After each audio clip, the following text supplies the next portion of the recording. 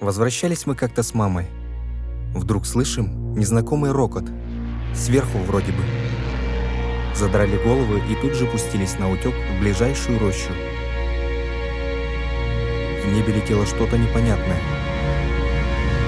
Мать меня спрятала, а сама дрожит. А в селе тоже, оказывается, был переполох. И няхцы собрания проводили. И, увидев самолет, разбежались кто куда.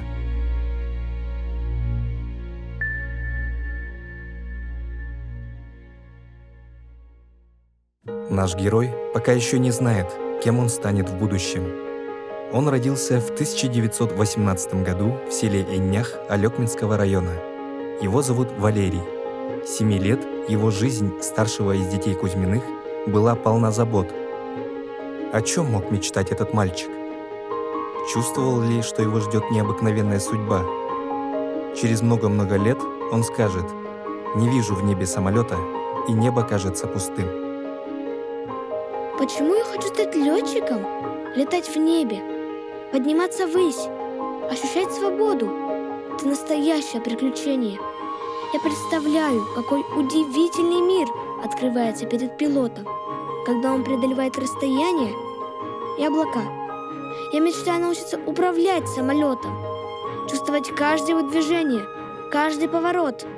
Я уважаю смелых и отважных людей, которые осваивают небо, чтобы защищать нашу страну.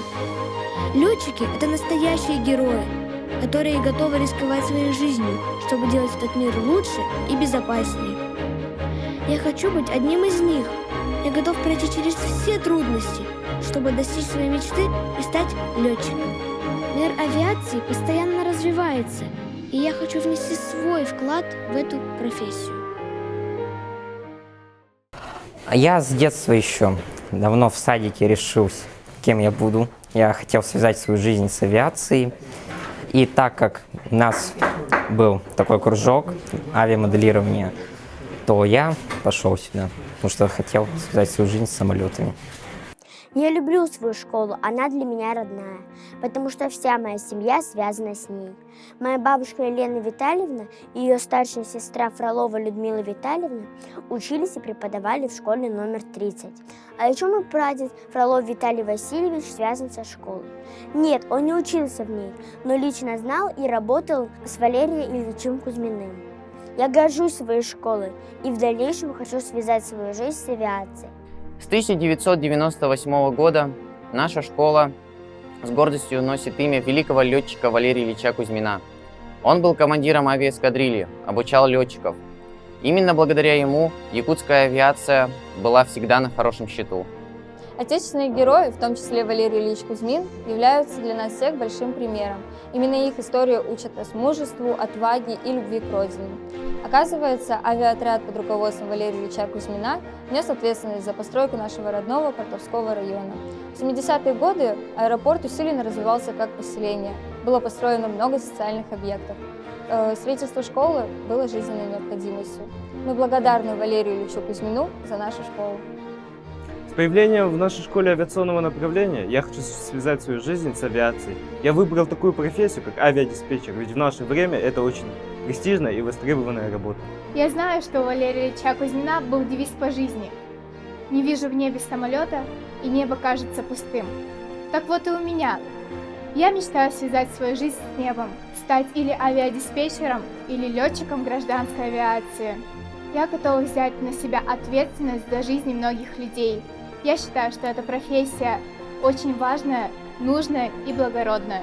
В этом году в нашей любимой школе 50 лет и 105 лет со дня рождения Валерия Ильича Кузьмина.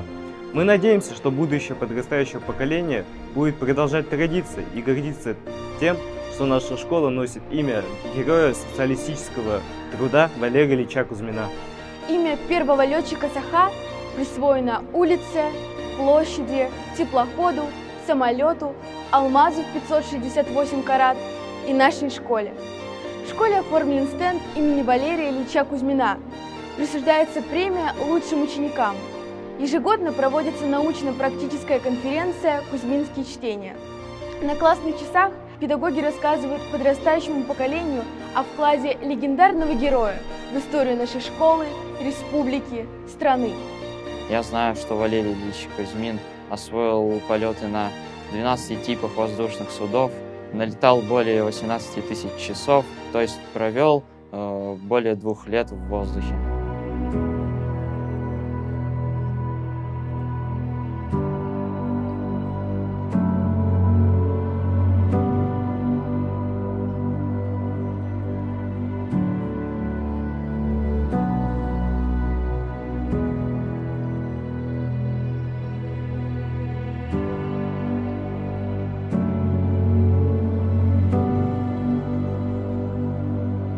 После 7-летней школы Валерий по направлению комсомола поступил на охотоведческое отделение Якутского техникума пушно-мехового хозяйства.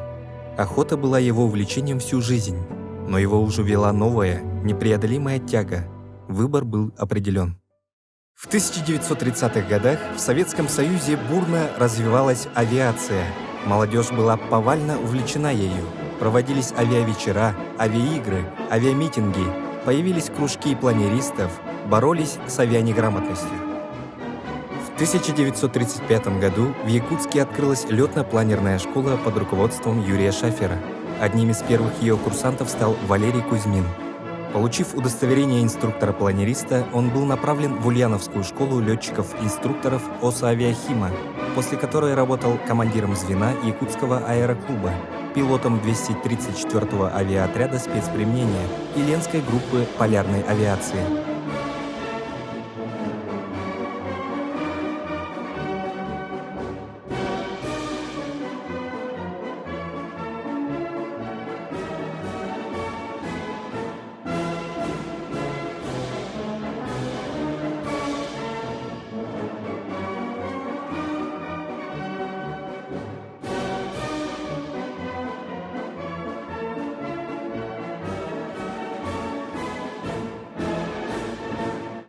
Я курсант второго курса Якутского авиационно-технического училища по специальности летная эксплуатация летательных аппаратов. Пилот.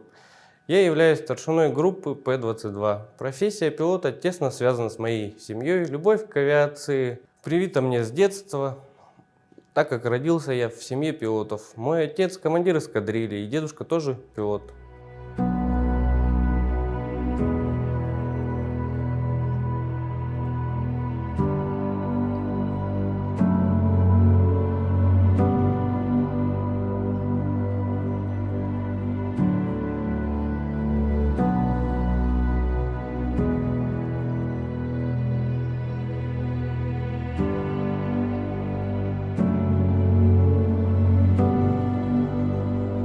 Началась Великая Отечественная война.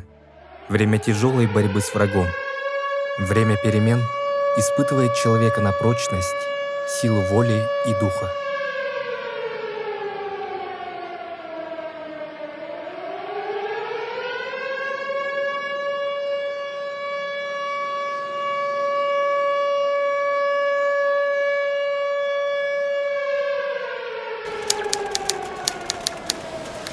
В ответ на объявление нам войны мы объявляем себя в полной мобилизационной готовности по первому зову партии и правительства. Мы готовы вести боевые машины. Встанем на защиту воздушных границ нашей Родины и выполним любое боевое задание. Коллектив авиаотряда берет на себя обязательство выполнить каждое летное задание, считая его боевым, без каких-либо происшествий или нарушений летной дисциплины.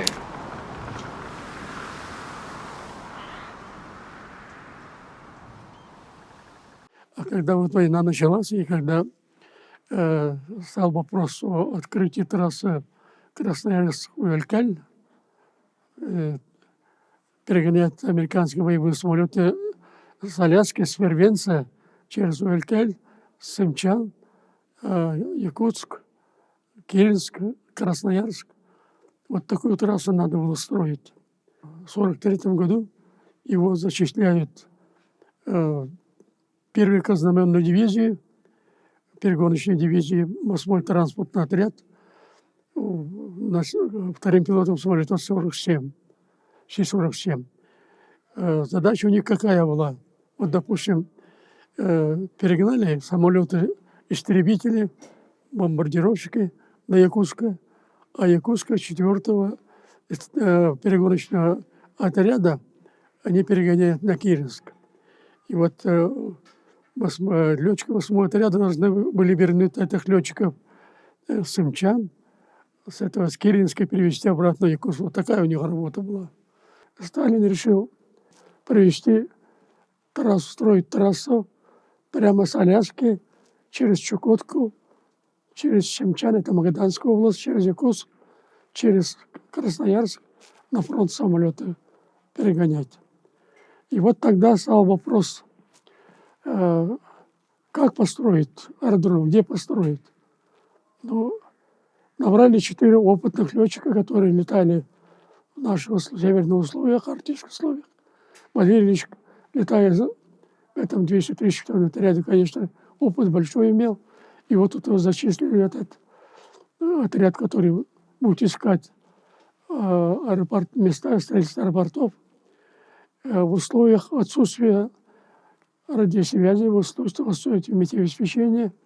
Это 4 летчика с испытателями, то есть те, которые будут строить аэропорты, они за несколько месяцев нашли аэродромы, где будут строиться, территории, где будут строиться аэродромы. 4 ноября первая партия самолетов-истребителей во главе с бомбардировщиком вылетела из Якутска на Красноярск. Вот эту дату мы считаем, что для нас это Алсив. Но Валерий Ильич потом в 1943 году был зачислен в эту самую первую краснознаменную дивизию, которые перегоняли самолеты. Там он был вторым пилотом транспортного самолета Си-47. И когда война закончилась, завершилась, через эту трассу перегнали более 8 тысяч самолетов, истребителей, бомбардировщиков, легких, тяжелых бомбардировщиков, истребителей. И в этом деле, конечно, велика роль тех, кто участвовал, в том числе и Валерий Ильич. Когда война закончилась в Германии с победой, стал вопрос разгромить его соратника, гитлеровского соратника Германии, Японию, милитаристскую Японию. И вот нас набрали 6 экипажей опытных с этого перегоночной дивизии. За месяц практически, даже за месяц, наша армия разгромила миллионную Квантунскую армию. И в честь этого те, кто участвовал в награждении, были орденами Красной Звезды. Валерий Ильич тоже имел. А когда в 1946 году, в марте месяце, после расформирования дивизии и этой трассы, 8-й транспортный полк, это летчики, которые перегоняли экипажи, перебрасывали с одного места на другое место, они остались здесь в основном, в том числе Валерий Ильич, в авиации Якутии. Тогда впервые образовалось Якутское управление гражданской авиации. С этого момента Валерий Ильич летал в Якутске. Но потом уже он рос и стал командиром эскадрильи, заместителем командира летного отряда. За эти годы он награждался сначала первым орденом Трудового Красного Знамени, ну а дальше там разные награды. Ну а в 1962 году управление полярной авиации его назначает командиром туда, в Черске. Для него это, конечно, новая работа была. Отряд летал, в океан летал, обслуживал высокоширотные экспедиции, обслуживал полярные станции. Научился летать на Ан-2, на вертолете Ми-4 научился летать. А потом в первых рядах переучился на 19, освоил его, стал потом командиром летного отряда 139-го. Вот так он рос постоянно, очень активный был. Депутатом Верховного Совета ЯСР 3 раза был, трех созывов. Не только депутат, а членом президиума был, то есть руководство. И вот он за все эти годы был награжден 4 орденами Трудового Красного Знамени и Трудового Красного Знамени и 3 и орденом Знак Почета. Заслуженный пилот СССР в 1973 году после повторной подачи республики на это звание присвоили звание Героя социалистического труда. Чем он отличился в Якутске? Когда он пришел в отряд, он очень взялся резко за развитие производственной инфраструктуры. При нем были построены 2 ангара.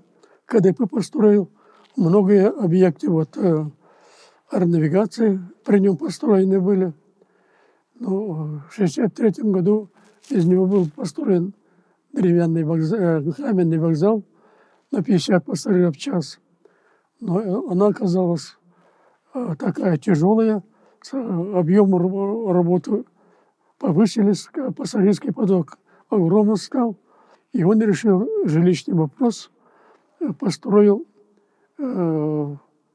где-то порядка 10-11 четырехэтажных дома, 2 очень больших семейных общежития, ну и еще добавок при нем разрешено было самострой. При нем 1500 человек жилье заимели. Естественно, как кадры начали задерживаться. Ну а потом он решил вопрос отдыха людей. У нас был пионерский лагерь небольшой, он его расширил. В этом пионерском лагере, он назывался «Сокол», мы за лето 2 этапа оздоровляли детей-авиаторов со всей республики 1500 человек. При нем построен был санаторий префектуры имени Чекалова, это рядом с санаторием, там же пионерлагерем, на котором мы за год оздоравливали где-то 1100 человек. Он очень много сделал для развития самой авиации. При нем не только авиация, при нем 139-й отряд в основном занимался разбитием республики. Каждый самолет находился под контролем областного комитета партии и Совета министров. И вот на крыльях самолета Ан-12 что было построено? На Ил-14 сначала был построен деревянный Мирный, первая алмазная фабрика. Да вот с крыльев самолета Ан-12 были построены депутатский город, сам город Депутатск. Был построен газопровод в мостах Якутск. Поэтому вот Валерий Ильич, конечно, имеет огромное значение для нас, для авиации, для республики. Поэтому мы его вот каждые 5 год учитываем. Его именем сначала Ту-154 мы назвали, и площадь перед этим аэропортом. Мемориальных досок много. Морской корабль «Алмаз» назван. Какая-то небольшая звездочка где-то названа именем.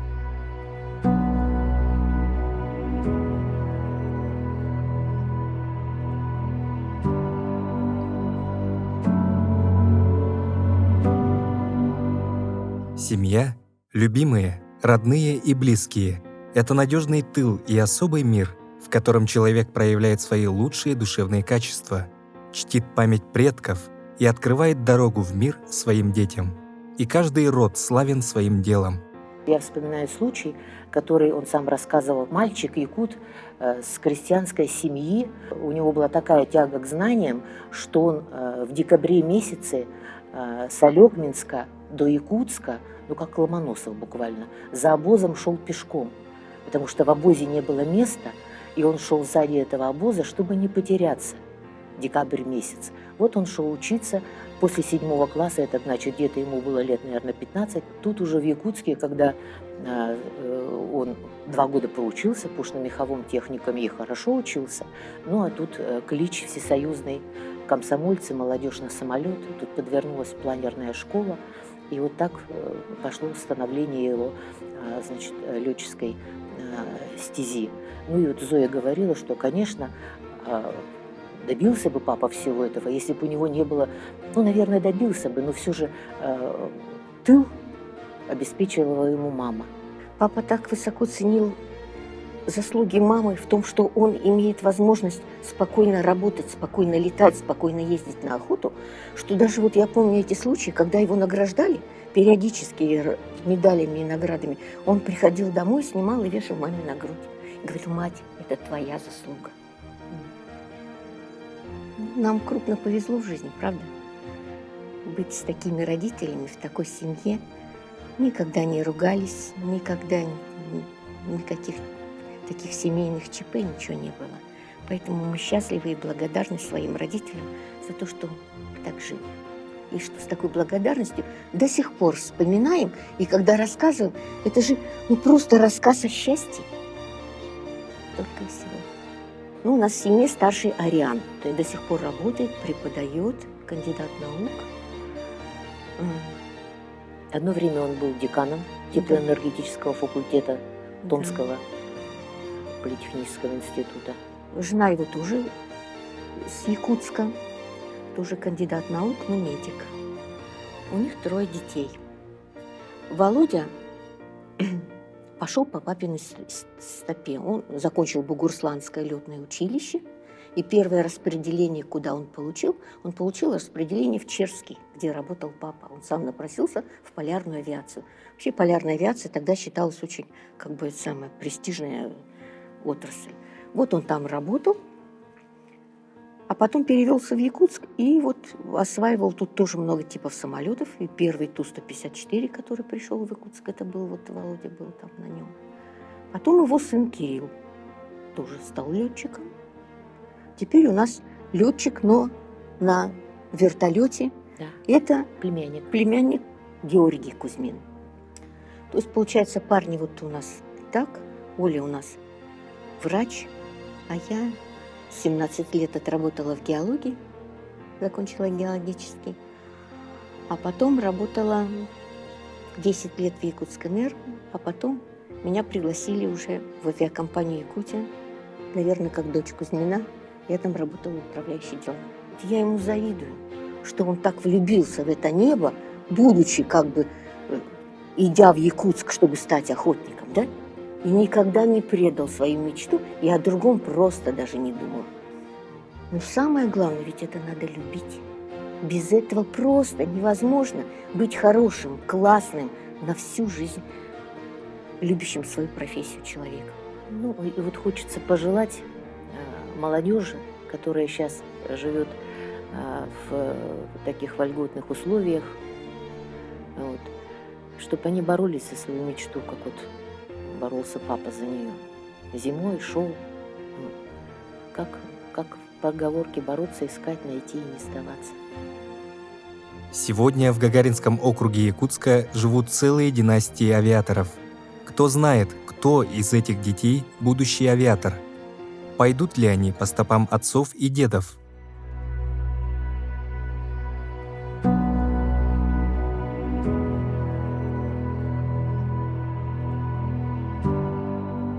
Память о Валерии Ильиче Кузьмине хранят не только потомки, но и его соратники, люди, вместе с которыми он работал, делил трудности и радостные моменты, развивал авиацию Якутии.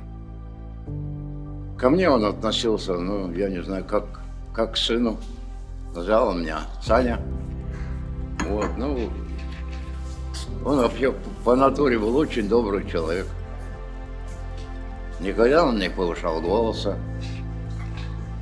А судьба мне не предоставила полетать с ним в одном экипаже. Мой экипаж не подсаживался в качестве проверяющего. И я с ним не летал. Я его знаю как талантливого, хорошего руководителя, хозяйственника. Вот что мне особенно запомнилось, у него была одна, но пламенная страсть. Построить каменное жилье для работников Якутского объединенного авиаотряда. Человек этим горел и действительно построил.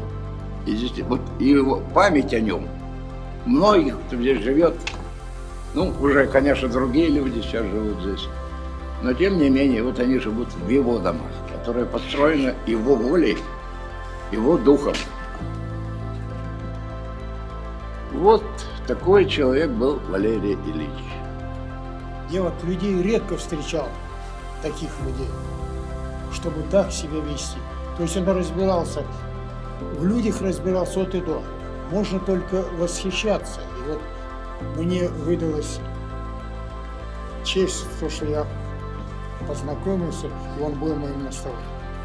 Мы вот на его на доме его юбилей, ему где-то было лет 55 или 60, и сразу на второй день, понятно, я уже пришел, фотографии принес, ну все сидят после вчерашнего вечера, такие все довольные, значит, он говорит, так, тихо, ребята, вот, говорит, вчера видели вот этого моего друга, тезку, вот сегодня он уже фотографии, вы, говорит, что вечером делали, а он уже фото принес, и рассказал, кем папа работает, кем мама работает, о моих братьях, он с тех пор я, конечно, его зауважал, и все, и то любое задание, которое он скажет, там, в Москву лететь, там, на след такой-то, я лечу, там, бухгалтера со мной были тоже знакомые, потому что я их сфотографирую, там, спою, если надо, на руках пройду, в кабинет, и все такое, такие случаи даже были. Просто человек был человечный, и всегда просто я не мог отказать ему выполнить его поручение. Валерий Ильич Кузьмин, он вообще был такой человек, такой простой в отношениях. Он нас никогда не ругал, голос тоже не повышал. Все говорят, да, вот он нас собирал, и какие проблемы вот у него в кабинете мы собирались, сколько, эти совещания проводили, депутатские часы. Но он никогда на нас голос не повышал. И мы все к нему, он наставник наш. Мы к нему всегда ходили как к родному отцу. Вот такой человек был, внимательный, такой простой. Но он всегда говорил, надо работать. Ребята, надо работать. И всегда говорил, и ответственность с нас требовал, конечно. И требовательный был. Если что-то где-то не выполняется, вы лучше сразу скажите мне, а сами там своей кашей не варитесь. В жизни я таких людей не встречал, руководителей, честное слово. Как-то с другими руководителями говоришь, они как-то смотрят свысока. Но этот человек был очень простой человек. Любил, у него хобби охота и летное дело. Вот так. Он говорил, небо без самолета, как? Никак. Валерий Ильич, конечно, как руководитель был очень человечный человек, он с людьми, хоть, как говорится, хоть с генералом, хоть с солдатом почти одинаково вел себя всегда. Он всегда выслушает людей, потом принимает решение. У него рабочее время начиналось с 7 часов, и он обязательно все эти службы пройдет утром рано, потом уж свою канцелярию приходит. Вот такой человек. Ну, что хотелось бы сказать молодежи? Молодежи надо пытаться как-то быть похожим на Валерия Ильича. Он очень ответственный человек был. Конечно, такого человека я со многими, большинством послевоенных командиров, алсивовцами даже, с войны работал, я их знаю. Это были тоже великие люди, но Кузьмин среди них выделялся очень серьезно, потому что развить такую инфраструктуру производственную, такую социальную инфраструктуру мог только один Кузьмин. Поэтому молодежь, мы на них надеемся, что авиация должна быть надежна в руках. Поэтому желание такое, что они стояли у руля развития авиации в Якутии в 21 веке. Авиация – одна из главных опор развития нашей республики. Сегодня она находится в надежных руках тех, кто выбрал и продолжает дело своих предшественников. Профессия авиатора – одна из самых ответственных на свете. Когда ты творишь историю страны, и в твоих руках благополучие тысяч людей, главное – сохранять правильный настрой и следовать навеки избранному пути.